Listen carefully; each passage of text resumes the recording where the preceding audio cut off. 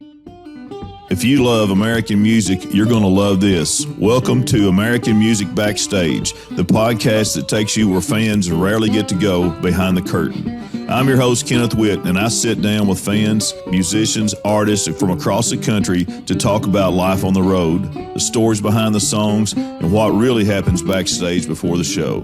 From rising stars to seasoned performers, you'll hear the journeys, the struggles, and the moments that made the music. American Music Backstage with me, Kenneth Witt, available wherever you get your podcast. Hey everybody, it's American Music Backstage with Kenneth Witt. I'm your host today, and through my brothers, I've got to meet a lot of really neat people in the music industry over the years, and my two younger brothers, Jason and Brandon, have been playing since they were in high school in an organized band, actually. And they've been in Nashville since 96 for Jason. 97 for Brandon. And this gentleman I've got as a guest, I got to watch play in a band my brother played in called Exile. We'll talk about that a lot. But, Mr. Ray Salyer's over. You're in Paintsville, Kentucky, right? Yes, sir. And Ray and I both are fellow Eastern Kentuckians. I'm from Leslie County, and I love having guys like Ray on just because, last week I had Don Rigsby. Cool. It's not come out yet, but, all of us hillbillies, we all play music because we didn't have anything else to do, right? Right. But, Ray, we're going to get into this. But I just want, one of the things I don't know about you, and I probably first saw you whenever you started with Exile, I'm figuring 98, 99, 2000 maybe? Was it later? 2002. Okay. So Jason started in 97. At that time, and we're going to go back, but at that time you had been playing for the Kentucky Opry, right? Right. And where is that? Tell everybody about the Kentucky Opry. Oh, the Kentucky Opry, man. It's one of those, it's like a family-oriented show, which our comedian, I guess the comedian there used to be a comedian, and he retired. So we really don't have one now, but back then, man, we actually worked on getting a theater built in Prestonsburg, Kentucky. So we played show after show after show after show after show. I mean, everywhere. We traveled all over the place, North Carolina, South Carolina, all over the state, just raising money to build what is now the Mountain Arts Center in Prestonsburg, Kentucky. And I did not know that. I've been there. I actually saw you guys play there. I don't know if you were with Exile at that time. Could have been. Yeah. It could have been. So I didn't know that, Ray. So that's how that came about, the Mountain Arts Center in Prestonsburg. Absolutely, yeah. This lady named Billie Jean Osborne had this dream of building a facility to where all local talented people could come in and show their talent. And that's where the Kentucky Opry came from. Got us together, and with funding, state funding, federal funding, our personal funding from doing the shows. I mean, Billie Jean went into the governor's office and slammed her fist on the governor's desk and said, "Boom, you will help us." I mean, she actually did that. And it's such a great facility. Matter of fact, my oldest son was in drama and stuff, and he's done plays over there. And I've been there for all kinds of shows. Exile, I saw Third Time Out. And Ray, how long were you at the Kentucky Opry? I was there from the beginning for 11 years. Wow. So, now, before the Mountain Arts Center, was the Kentucky Opry a physical place, or was it just a group? It was a group. Okay. All right. And y'all traveled. It was country music? Everything. I mean, it was just a family. If you go to Branson and go to one of their shows, and it's that kind of show. Nice. With the comedian, and there'll be country, bluegrass, gospel. I mean, it was everything. We did the show with a comedian, and we did that for I think our first show was 1990. Was our first show ever. Man, I had no idea. I always see. I never got to see the show, but I just didn't know. Of course, I was still in law. I was in law school. No, I was still in college in '90. Yeah. Youngin. Yeah. So, Ray, over those years at the Opry, and knowing how many famous Eastern Kentuckians have come out of Eastern Kentucky, did you play with anybody that went on to be a superstar back then? Back then, around here, not a superstar. I mean, me and some guys played, and we had like a house gig, or I did, for like 16 years in the same spot. Really? Where at? With two different bands in Pikeville, Kentucky. Was that at Marlowe Tackett's? No, I'm one of the guys that never played at Marlowe's. I never played with Marlowe, you know. Yeah. Now, Exile, when I was at Exile, we actually went and played at Marlowe's, but I never did play for Marlowe. Well, you know, funny thing, Ray, I had Don Rigsby on here. It's not been released yet, but he was there playing when there was a shooting and someone was actually killed. Oh. Yeah. He talked about it on here. Yes. It's things happen there. Yeah. What got you into music, Ray? Was it family? How'd you get started? Yes, family. Okay. My mom and dad had a gospel quartet, and Dad asked me one time, I was 14 years old. He said, "Hey, if we bought you a bass, you think you'd learn how to play it and play it with us?" I was like, "Yeah." So he bought one, and Dad's the one that taught me, you know, just the basics. Yeah. And then I started going from there. I started going out and buying records, and you know, I bought an Earth, Wind, and Fire record, and I bought the Jackson 5 record. Then I'd buy, you know, just whatever. Journey albums. You know, I've really paid a lot of attention to your playing especially when you and my brother were playing there with Exile, and that explains a lot because you have I felt like a really I don't know, maybe it's a corny word, like a groovy, you know, kind of bluesy style of bass playing. I love it actually, but that makes a lot of sense that you were listening to that kind of stuff. I listened to everything. Yeah. And back then it was albums. You put an album on and move the needle. If you want to learn a song, just keep going back and forth with that needle, you know. Yeah. And it got to the point where I just stick an album on, just sit there and play a whole album, then flip the record over and play the B-side. So how old were you? I know you played in a family band. When did you first start playing in a band outside the family quartet? Well, we had a little band in high school, a girl duet. We played some stuff, and then I got with some guys that we rehearsed for like 6 months in this guy's garage, and the guy would never get us a gig. You know? Yeah. He's like, "You're all not good enough yet." We're like, "Man, come on." I mean, we've been practicing for 6 months. That's right. So that fell through because the guy wouldn't do anything. But then, you know, that's when I started playing with, you know, local bands, and I got with this one band called Wind River, and we took off in a van, all the equipment in the van. It's one of those van stories. I stayed between the front and the back seat and the floor across the back of it. That's where I stayed. And we did 30 shows in 31 days, going up like Minnesota and Wisconsin and all up through there. And after a month of that, we got back because the van broke down everywhere we went.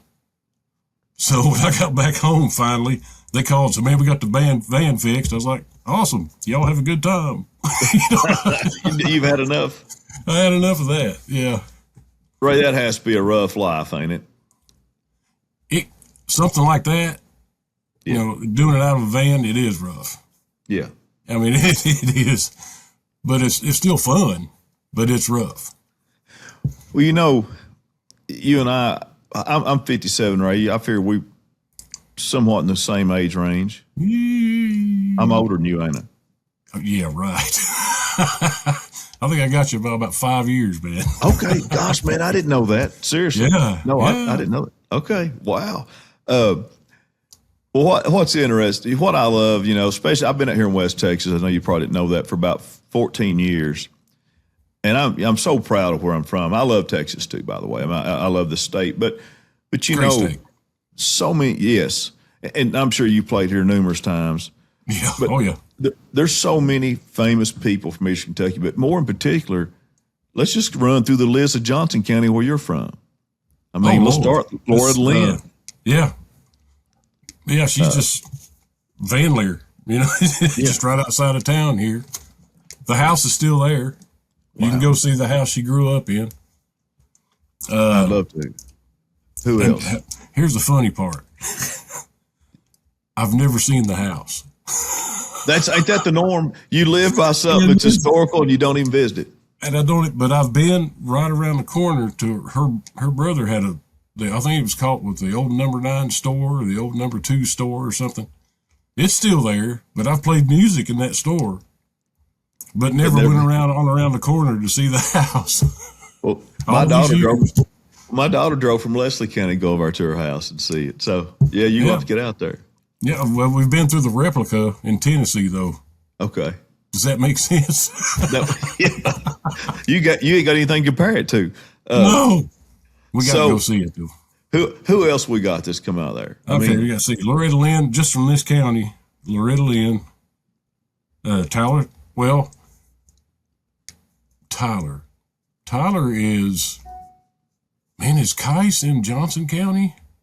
No. He didn't live in Johnson County, but he went to Paintsville High School over here. Okay. Tyler Childers. Tyler Childers did, yeah. Yeah. Okay. And of course, you got Chris Stapleton. He lived just around the corner from me here. Of course, he's got huge. Yes. Are we leaving anybody out? I'm thinking of Johnson County. Was Hilo Brown? Oh my gosh, Hilo Brown. He's Johnson County. Yes, sir. Sure enough. And then, now, correct me if I'm wrong, Ray. Wasn't John Boyle on the Waltons? Was he from Johnson County or no? I know his grandparents lived here. Okay. All right. I knew he had some tie. And they said he moved back here for a while, but I don't know if he ever did or not. But people sometimes would see him walking downtown, Yeah. He'd come back for a visit. He'd be walking down the sidewalk. But I think his grandparents were here.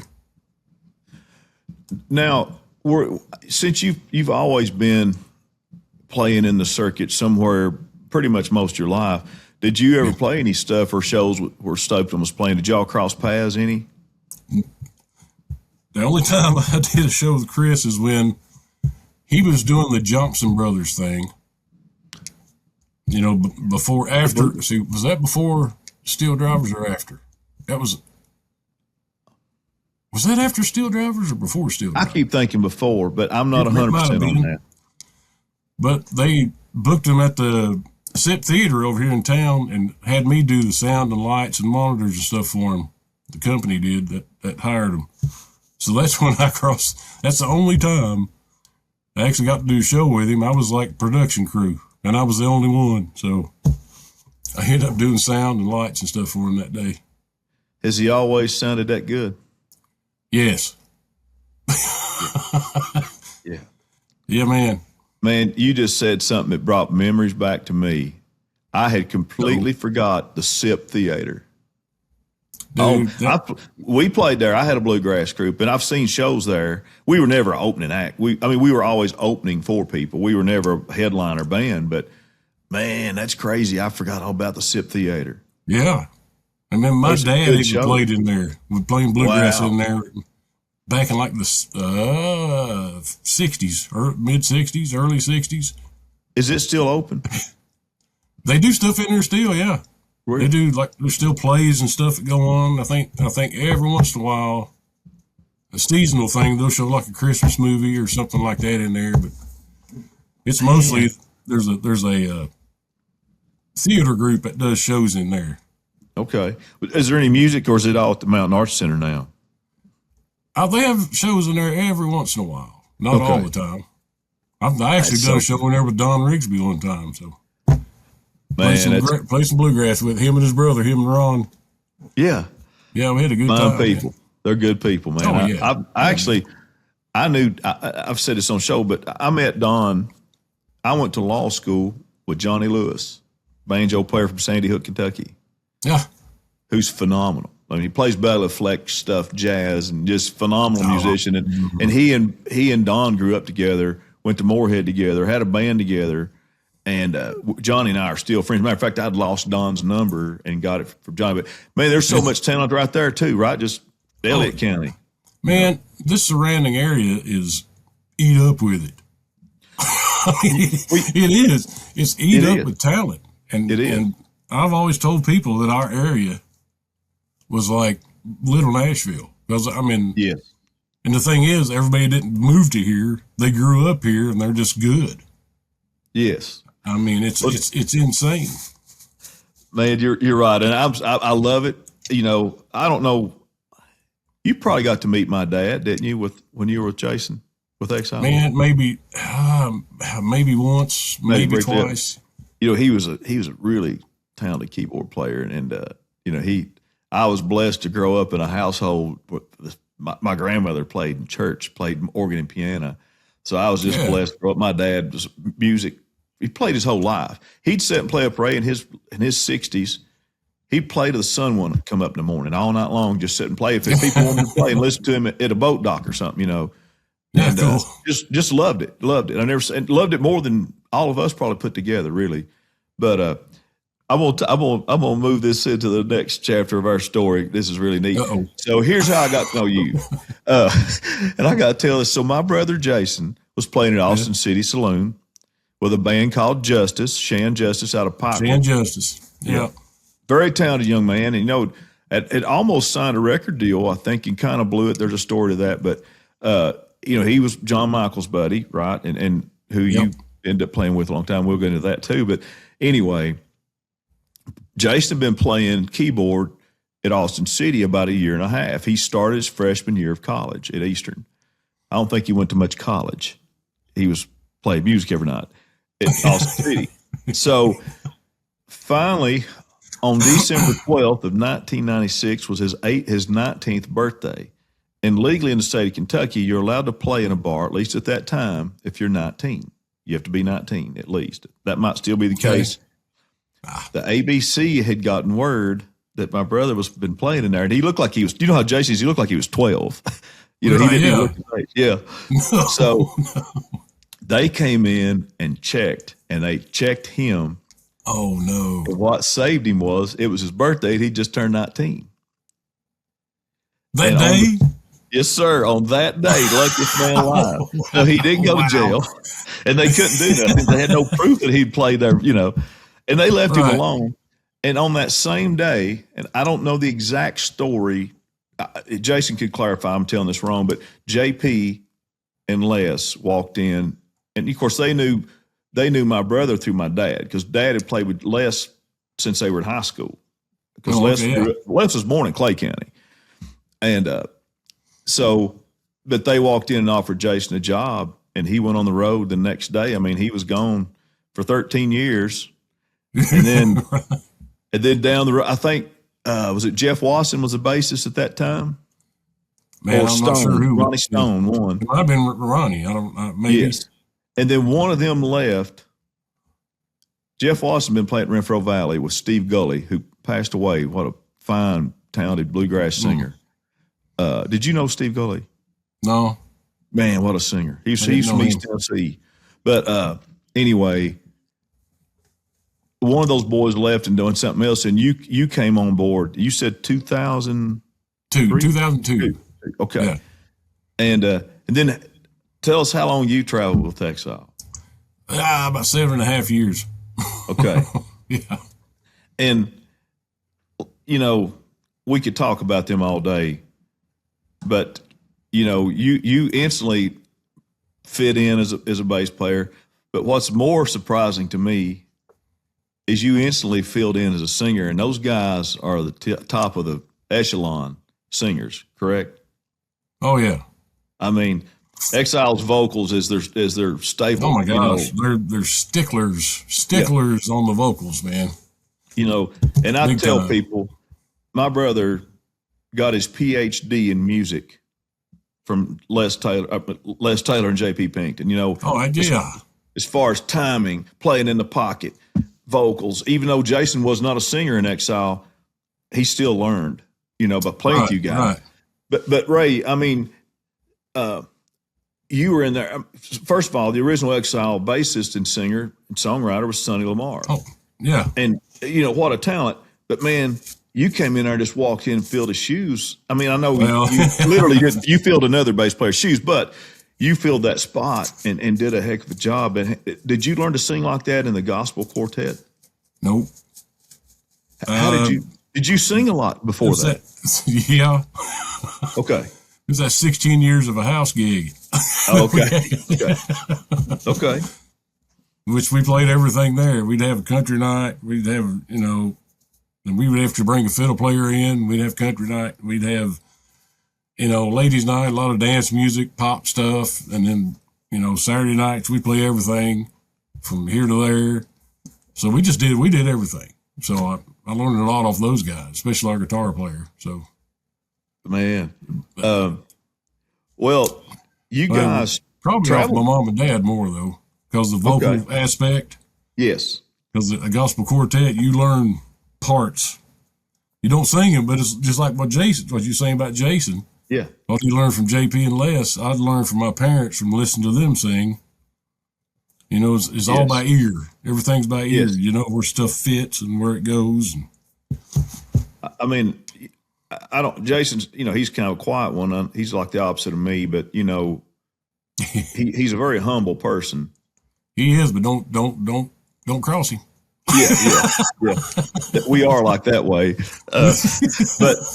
But I could tell, were you on the album, the live recording at Billy Bob's? Yeah. Ray, I sit and when I brag on my family, I tell you what I always play for my friends to show off Jason's talent. I'll tell you the song off that live at Billy Bob's in Fort Worth, Texas. Exile did an album. Y'all go check it out. Ray Sayer's on the bass and Ray's a vocalist on there. It's a great album. But Jason did 2 keyboard breaks to keep it in the middle of the road. Oh, okay. Yeah. And in my opinion, that's his best work that I've heard. I mean, he absolutely nailed it. JP and him were playing, they split a break. And I was just like, oh, my God, that's my brother. And I think he probably wasn't in his late 20s, I don't think, at that time. Well, when was that, man? 2005 or 6? 2006, maybe? So he'd have been about 27, 28 years old. Yeah. Probably. But that's a great album, Ray. I mean, was that the only recording that you all have as a band with you and that group? That's it. Okay. That's the only, besides, I think I got a video camera where I'd set it up and, a little handheld thing just to have. Yeah. I probably got a few things like that, but that's about it. Now, as far as something like actual live, that's the only thing we have. Okay. Well, I'll tell you this, and it's been a few years, but I haven't been in Billy Bob's about 6 years because I'm West Texas. I'm a pretty good distance, but when last time I was in there, you could still buy the CD in the gift store. I think it's still. Yeah. Well, a friend of mine, Shenandoah, played there, and a friend of mine, Greg Withrow, was at the time their front of house guy and tour manager, and they played there at Billy Bob's. And he sent me a picture. He's standing beside all the CDs. And there it was. He took a picture, So it's still in there for sale. Yes. Yeah. Matter of fact, this is a funny thing. On the back of the CD cover, y'all's pictures on it, I think. Or it's on the inside jacket. It's on the inside. Okay. It's on the inside. So yeah, in that jacket, the picture of Jason is his head superimposed on someone else's body. I don't know what was the deal, if it was no picture or. No, that was that a different one? Oh, I was trying to see if I had the picture up here. Okay. Yeah, that was, see, when I first started, that's that small period where Jason wasn't there. I mean, just a very small period. Yes. And that's when I started. And the keyboard player then was actually singing the high parts. I wasn't even singing it. Okay. So I think I started in July. of '02, and I started, and then first part of January of '03 is when Jason was back, and I started singing the high parts. Okay. Yeah. So that, they superimposed Jason's head on the other keyboard player that we had. And it looks like it's kind of crooked, it's hilarious. Anyway, it's tilted. But that was so funny, man. He hates that, I know. But that was crazy. Ray, refresh me. Of course, I followed you guys closely and tried to see y'all every time I got time or a chance. But did y'all play overseas at that time? Yes, shows? We did. We played in Kumamoto, Japan. Oh, wow. What was that like? Oh, that was awesome, man. we were over there for like 5 days, and we played for I think 30 minutes. The whole time we were over there. Yeah. How were you received? People were great, man. Nice. Friendliest people, man. And you could eat off the streets in these places in Japan, buddy. It's so clean. It's so clean, and just the people were so nice. And then we got back home, and I went to the bathroom in a restroom in a Cracker Barrel right when we got home, and I walked in and just stopped and went, "Oh my goodness, this ain't Japan. This is not Japan." Yeah. I've never been. I would like to go one of these days. It's really, really, really neat to go. What's some other cool places, Ray, that you've got to play over the years? That's your highlights. Well, with John, we went and played in Okinawa, Japan. So that was another Japan trip. Oh, wow. We actually played for the military over there, because they had like it was like a family military family day thing. And they get artists to come in and play, and all the military and the families can come out, and they just have a whole day of it. I think they had, stuff for the kids, and they'd have vendors, we got to do that one year, which is really cool. Well, let's talk about that. When did you start playing? You played for John Michael Montgomery, correct? Yeah. When did you start playing with him? I started playing with him in January of 2011. Okay. And you played with him how long? 15 years. Oh, wow. Now, give or take like 2 weeks. Okay. Yeah. So, who is another Kentuckian? He's not true Eastern Kentucky, but we'll claim him, right? He's close enough. He's Nicholasville. Central dude. So yeah. We'll stretch the boundary for him a little bit. Yeah. What a nice dude, like? Man. What was that like? Dude, that was fantastic. I've never, all the jobs that I've had in my life, whether it be the retail stuff, I worked at a newspaper, I worked through my whole life. I've never had a better boss than John Michael Montgomery.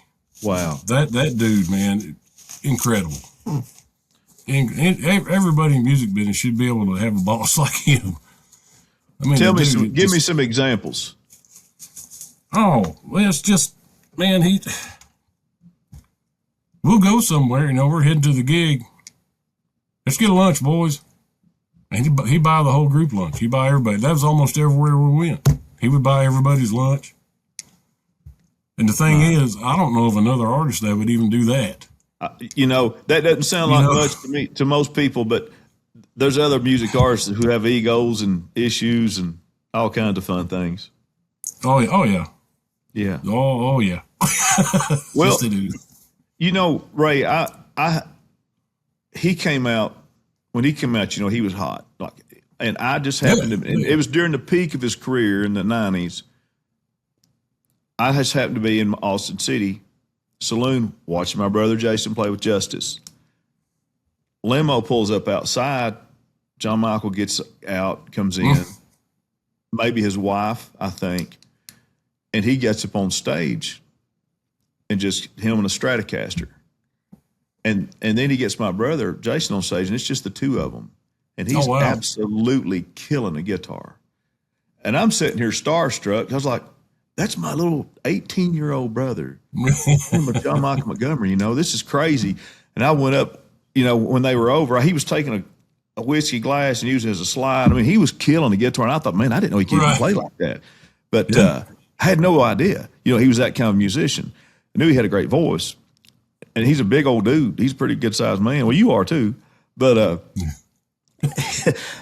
I come up and I was like, Jason, man, come on, that's John Michael, man. Let me get his autograph. Don't go over there. Don't do that. Don't go over there. Yeah. So he wouldn't let me. I was like, really? He's like, no, man, don't. I was like, so I walked out there and didn't get his autograph. He calls my mom and he's like, man, Kenneth embarrassed me. He was he was all starstruck, wanting to go over there and talk to John Michael and get his autograph stuff. And he said, I told him not to do it. But anyway, I was like, come on, man, But he just John, yeah. He wouldn't have cared. John wouldn't have cared a bit. Yeah. He wouldn't have cared a bit, man. But yeah. We know now he's got a son now that I've listened to that's super talented. Walker Montgomery? Walker, yeah. Now, does he have a record deal yet? He just signed a deal. I can't remember who it is, but he just signed it like this past week. Oh, nice. So, yeah. Oop, my ear thing. But yeah, this past week. So. And then, I can also remember going in Austin City later on. A couple times I saw Eddie in there singing before. Yeah. He got with Troy Gentry. But did they, when you were touring with John Michael, did Eddie ever show up on stage and sing with him or anything? You ever pop on the stage? Well, we'd do shows together. We'd do some shows. And usually at the end, Eddie would come out a lot of times. If he didn't have another gig where they had to take off, or it matters who opened or who closed. Because that was the big argument between the boys. Sibling rivalry. Yeah.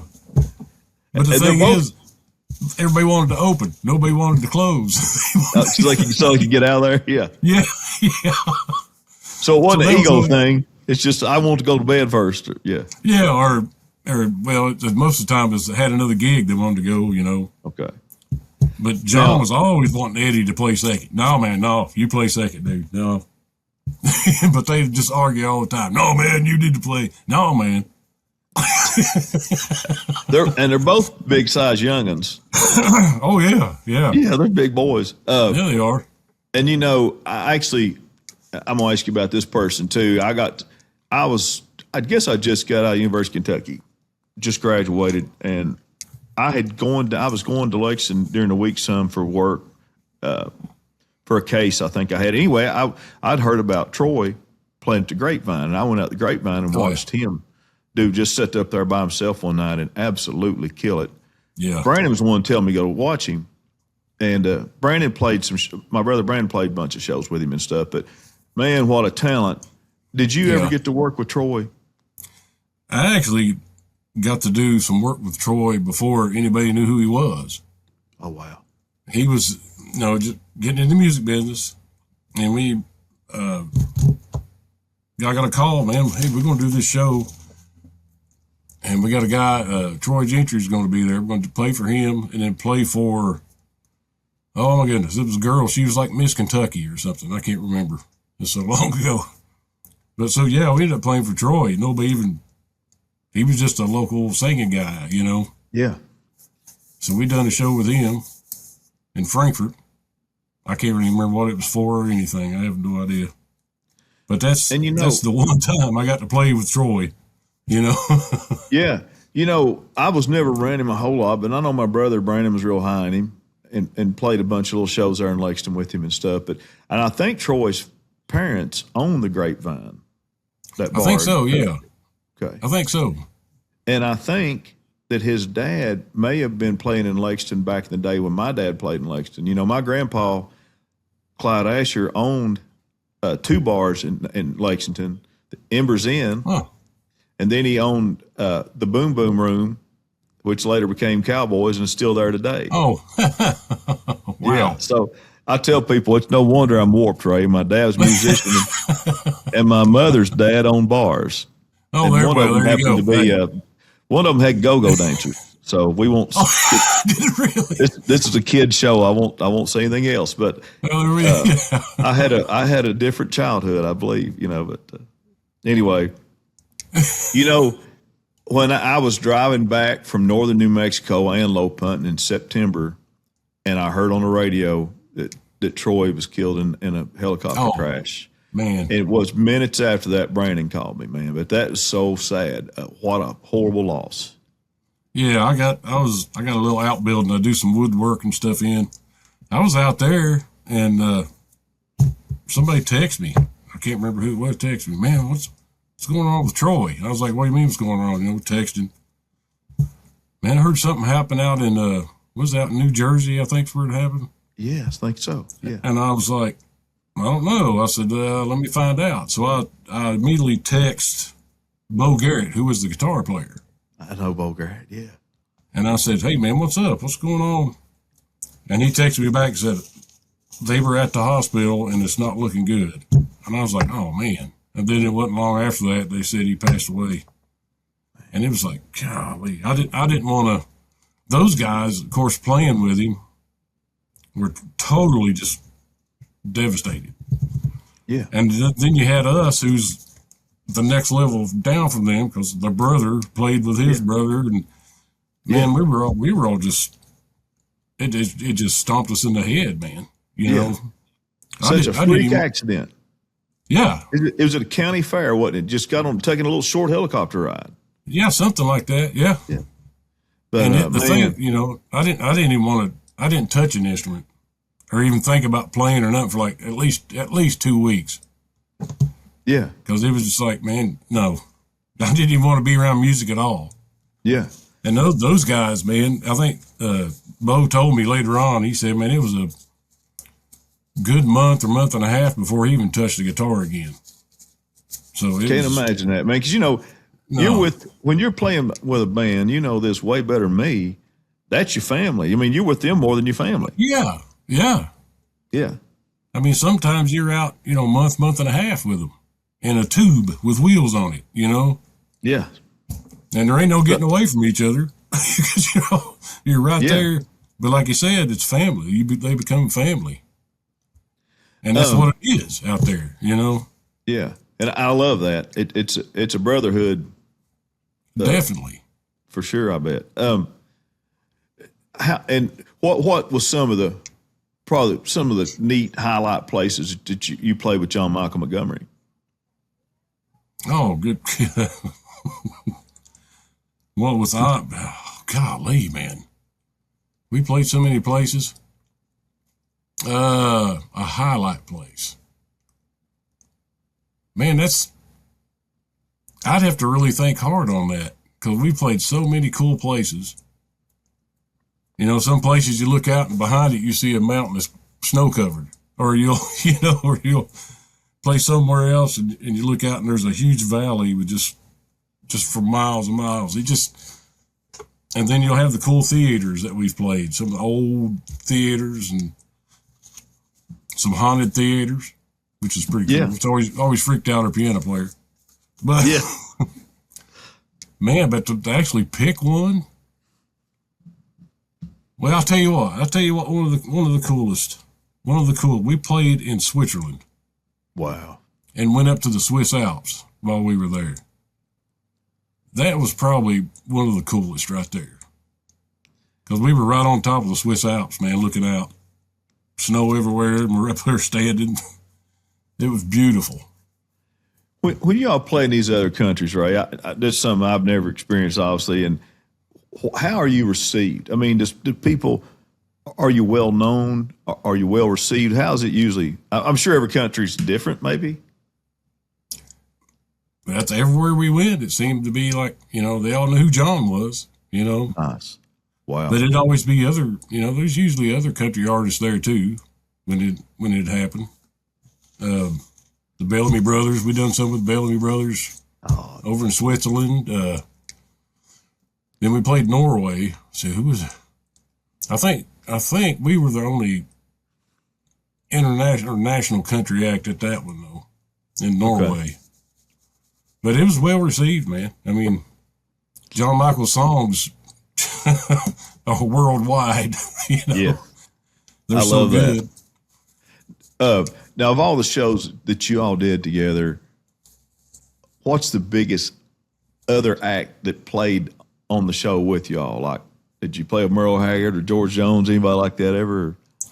I didn't get to. I'm sure John has, but I see we've done shows with. Oh my gosh, here we go, trying to remember people's names. Oh my gosh. I mean, It's overwhelming. see what happens when you get older, man. Hey, it's already hit me. It's already hit me. You can't remember hardly anything. But I think we've done some like Faith Hill, I believe, Carrie Underwood. Oh my gosh, man, I can't remember. I mean, it's just a bunch. Mostly that's the festivals, the big festivals they do. Yes. And that's where we see all them at. But it was that's when you got 40,000 people standing out there in front of you, which is really cool, by the way, and nervous. Makes you nervous. That many people. Sitting here thinking about y'all playing these shows, something just hit me that I remembered. I got to share a story with you. So I was staying in Nashville a lot. I had a house out by my brother's out on Cages Bend Road in Gallatin. And I was working out at the Hendersonville YMCA. It was real cool because I almost on a regular basis, I used to see Red Akins out there all the time, but Sonny Lamar was out there. Cool. So he really didn't know me, but I introduced myself. We kind of became friends. And he had invited me down to a songwriter's night. It was like a tin roof or a place like that. I can't remember the name of my brother, but Third and Lindsay, something like that. Okay. To go down because he was going to be there with the guys that wrote What a Beautiful Mess I'm In with him. And there was another bunch of songwriters there that wrote the other big hit for Diamond Rio, and I can't think of that song.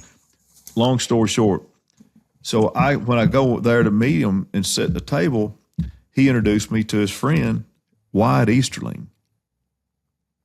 I didn't really know who that was, but he looked important. And he was a real nice guy. We sit there and talk. Well, he finds out I'm from Kentucky. So then I found out he was the A&R guy that signed Tracy Lawrence at Atlantic. And then he went to Austin City Saloon and signed John Michael Montgomery. Is that the guy that came down there? Yes. Okay.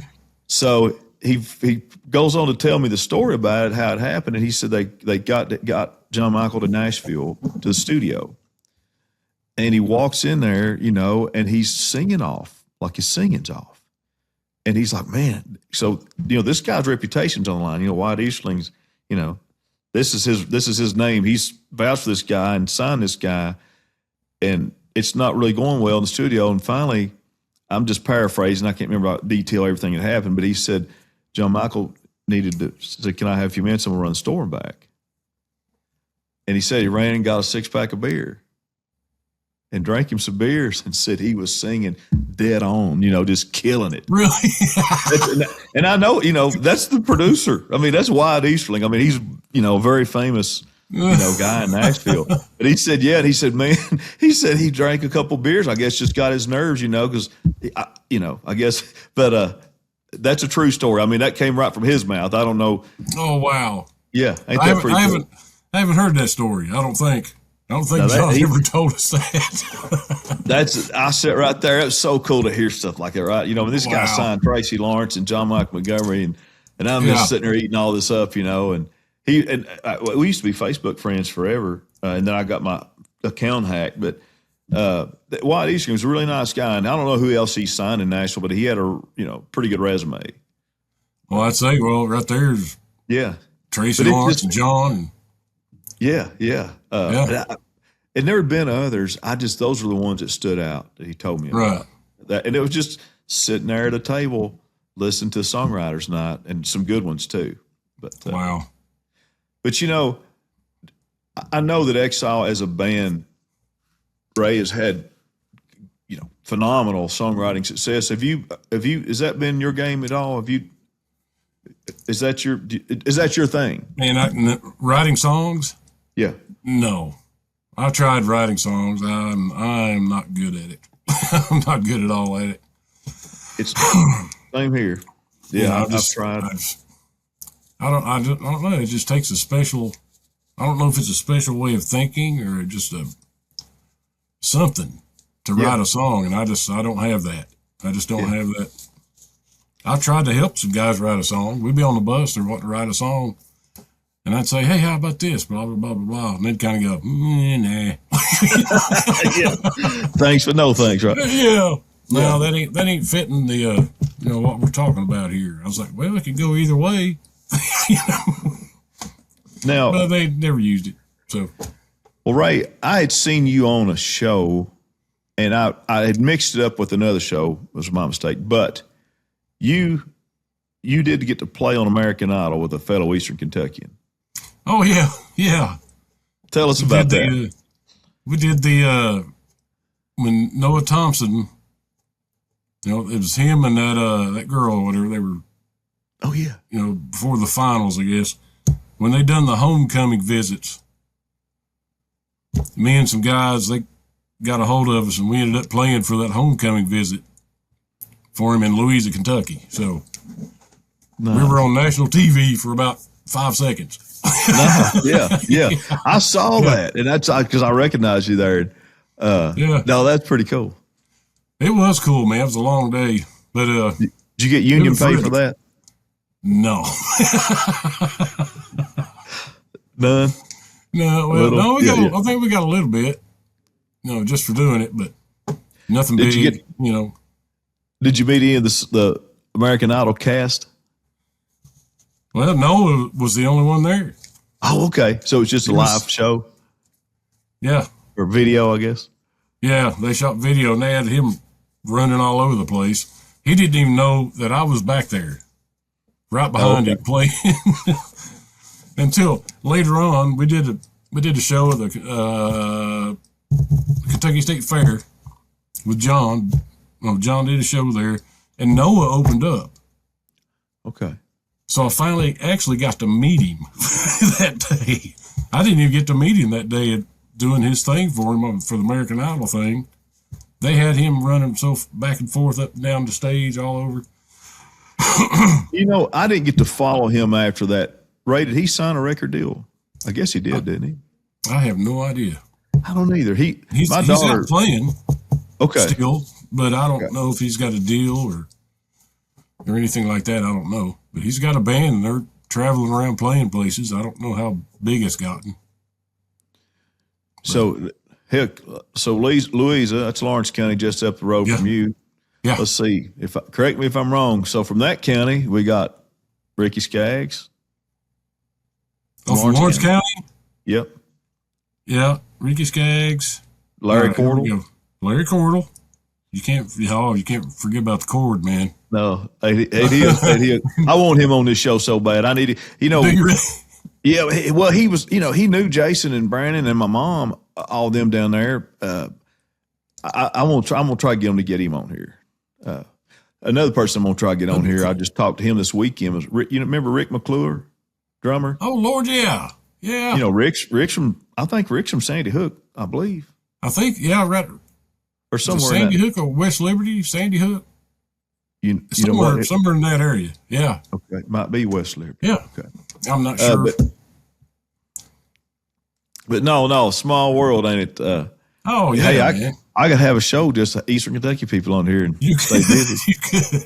Yeah. Hey man, go right down the US 23 there. Just pick you one. Do y'all do anything for that Country Music Highway TV? Is it CMH 23 TV? Super. No, I think I've Ron Smith is doing some of the DJing of that over there. Okay. And I texted him a couple of times. Hey man, what's up? And I told him about the Live Exile thing because sometimes he gets the music off of YouTube and plays it over CMH 23 radio. Yes. So I told him about the Live Exile album, and I've got a few songs on there. I did just a bass cover tune things. And he plays them on there every once in a while, and that's about as close as it gets. You know, I've got a hunting podcast called Gun Dog Nation, and they put my podcast and started running it on there on Saturdays on the TV show. But I don't know if they run the radio or not. It just started last Saturday, I believe. Oh, cool deal, man. Whatever that was. Yeah, it's pretty neat. Keith Casebolt, I called him and he put it on there. So I like Keith, man. Yeah, I do too. Keith's a good dude. I always tell people if I could pick a radio voice, I won't talk like him, But yeah. Oh, he's definitely got a cool radio voice, man. He's got the voice, man. I've always liked that. And he's a funny dude too. Yeah, he's a good to be guy. Around. He really is. He really is a good guy. And I've never hung with him. We just have mutual friends, and that really like him, and I know they have a good judge of character. Yeah, well, I've played golf with him. Yeah. Now, is he from Pike County, or where's he from? Which county is he from? I'm not really sure.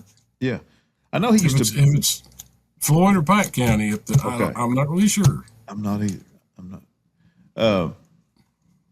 But he was great. I'll tell you this one story. We're playing golf, and then we get to this tee box, and the guys were way up there in front of us, and I think they were in the fairway. And they just took them forever. They were just standing there. And me and Keith look at each other. Everybody's going, man, are they going to hit or what? Yeah. And I told Keith, I said, because I had got the long hair. I told Keith, I said, man, I had short hair when we came up to this tee box. And it's grown out, yeah. And he hollered up in there and said, hey guys, Ray had a crew cut before we got up on this tee box. And we just died laughing, man. He's a funny guy. Now, y'all play over at Jenny Wiley? Is that your golf course? Yeah, that was up at Stonecrest there. Yeah. Okay. Good course. Now, did I see something the other day, or maybe I'm crazy? That John Michael officially retired? Yes. Okay. But nobody really retires, do they, in music? George Strait retired like 5 times. Well, that's true. Yeah. Yeah. Look at the Eagles. He had the Cowboy Rides Away tour, and then he. The Eagles been retiring for 20 years now. Yeah. Yeah. But he said, man, when I turned 60, he said, I think I'm done. I'm done traveling the roads. Yeah. I said, so, dude, he turned 60 last January. He just turned 61 this January. But last January, we played last year. They set a date, December 12th, Rupp Arena, the last show. And, buddy, that's been it. That's Jason and Brandon's birthday, December 12th. Really? Well, we played their last show. Yeah. Did y'all have a big crowd? Did you have a big crowd at Rupp? Oh, wait, really? Man, that's cool. Who all was there with you? It was John and Eddie. Eddie Montgomery played of Montgomery Gentry. Travis Denning, which is John's son-in-law. I didn't know that. Okay. Yeah, his daughter Madison married Travis Denning. They got a little daughter, as cute as she can be. And then Walker Montgomery played. It was 4 of us. Nice. Man, selling out Rupp Arena. Dude, yeah. There's a lot of people there, man. Yeah. Well, that's really neat. But that was it. He said, man, that's it. Now, he did say he might get a hankering. Excuse me. Sorry about that. He might get a hankering and want to do a show every once in a while. Yeah. He said, but traveling the roads, he said, no, I ain't doing that no more. So, as far as touring, he's done. But there might be a show here and there. Yeah. We just don't know yet. So, well, I can respect that. Yeah, he done it for 33 years. So, man, that makes me feel real old. Dang. 33 years. Yeah, gee. Well, I guess so. My daughter, I got a daughter be 31 in May, and she was born in 95. Yeah. That's a long time to travel the roads, man. Yeah. Beat yourself to death. Have a bus wreck. Yeah. That wasn't fun, but I mean, it beats you to death out there if you let it, you know? Yeah. I can't imagine living like that. Well, Ray, I know you've got a lot going on. I really, really am so glad you took time to be on here with you. You're one of the first people I thought of. No, yeah. Appreciate you asking me, man. But I've got to say before I go, man, I'm a huge fan of yours. Guys, people out there, if you want to watch a bass player, man, go check out anything that's got Ray Salyer playing on it. John Michael Montgomery, Exile stuff, Live at Billy Bob's with Exile's got Ray on it live playing. What a singer and a bass player you are, man. It's a pleasure. Thanks, man.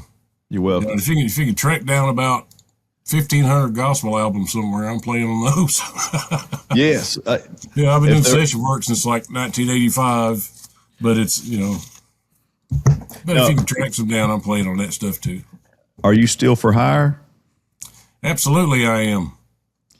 And if anybody needs an excellent bass player who I vouch for, where can they find you? They can find, well, see, I got a Facebook. Okay. Ray Salyer Facebook, and that's just about it. I mean, that's I don't get on it, just scan through it. I'm not a big social media dude. You know, I guess I'm older than what I think I am, I guess. I don't know. But, no, I get it, man. But, yeah, man, I mean, John, that's what people always tell me, man. It says, how you like retirement? And I was like, what do you mean retirement? Well, you retired? Yeah. I said, no, I didn't retire. I said, John retired. Yeah.